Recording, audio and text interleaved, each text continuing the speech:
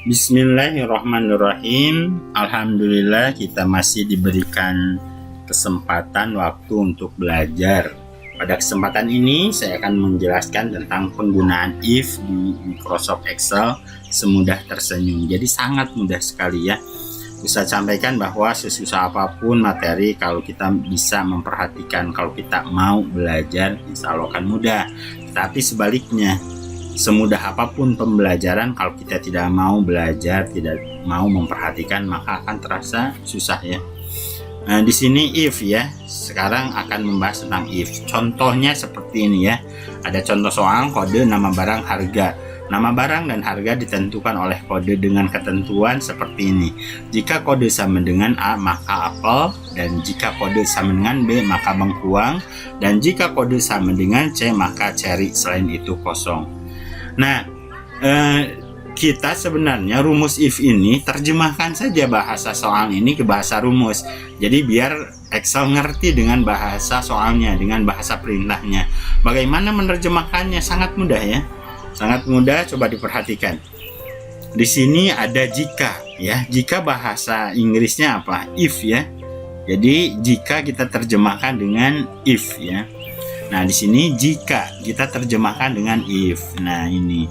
Nah, untuk rumus ada ketentuan bahwa mengawali rumus harus diawali dengan sama dengan. Tidak ada artinya rumus itu kalau tidak diawali dengan sama dengan. Kita terjemahkan kode. Coba lihat kode. Kode dengan A4. Kita terjemahkan dengan A4. Kenapa kode A4? Coba lihat di sini. A ini ada di sel A4. Jika kode di bahasa rumus kan if A4. Kenapa mesti ada buka kurung? Ada ketentuan di Excel, setiap pengetikan rumus harus dibarengin dengan buka kurung. Jadi jika if buka kurung A4, kode A4. Kenapa A4? Ada di kolom A, di row 4. Jadi kode adalah A4. Sama dengan, ini lihat, sama dengan diterjemahkan dengan sama dengan yang ini. Sama dengan ya. Kemudian A kita terjemahkan dengan A. Cuman kalau untuk teks harus pakai tanda kutip fi awalihi wa akhirihi ya, di awal dan di akhirnya. Maka, nah coba perhatikan, maka jika kode sama dengan A, maka diterjemahkan dengan koma nih. Maka apel. Apel tetap apel, cuman harus pakai tanda kutip 2 di awal dan di akhir. Karena itu menunjukkan teks. Kalau nanti number itu nggak usah pakai tanda kutip. Kalau teks harus pakai tanda kutip. Lanjut ya. Dan jika, nah dan diterjemahkan, nih lihat, dan maka warnanya biru, diterjemahkannya sama dengan koma atau titik koma ya. Terjemahkan dan atau maka dengan koma atau titik koma. Bagaimana kita menentukan dia koma atau titik koma? Nanti di Excelnya kita lihat. Pas kita ngetik if buka kurung, nanti ada penjelasan. Penjelasannya menggunakan koma atau titik koma.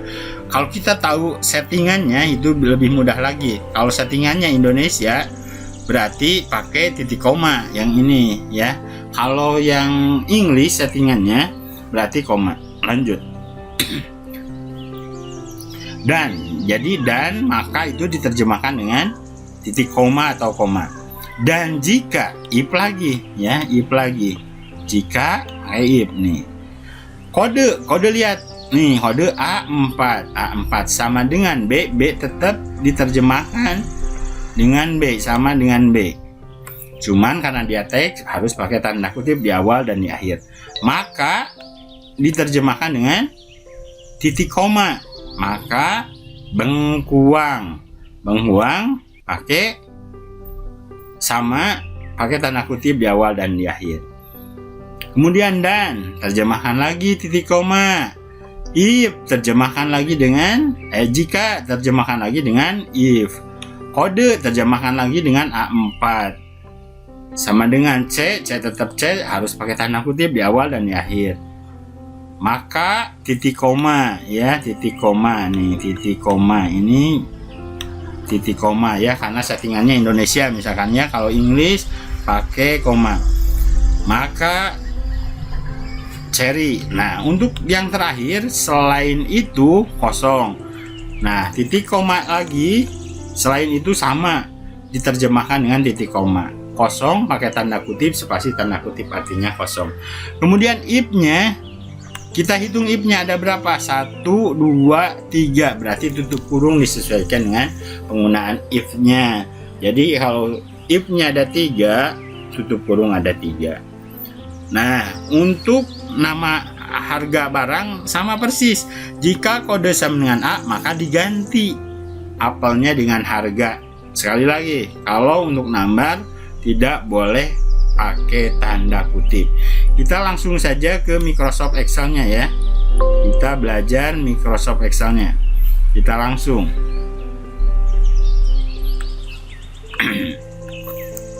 Microsoft Excel-nya sama dengan jika, berarti if. Ini kebetulan coba perhatikan. Di sini nih pembatasnya pakai titik koma. Jadi kalian kenapa rumusnya error, rumusnya nggak masuk? Coba lihat, takutnya di sini tidak sesuai koma atau titik koma. Di sini kebetulan menggunakan titik koma. Jika kode sama dengan A atau A kecil ya, A, maka apel. Dan jika kode sama dengan B, maka bengkuang.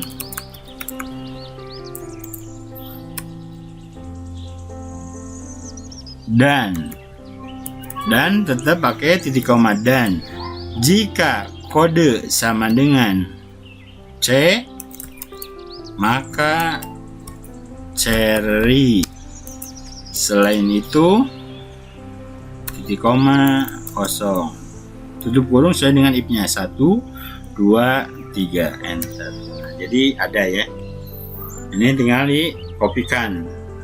Nah, A, B, dan C. Kenapa C nggak masuk? Coba perhatikan.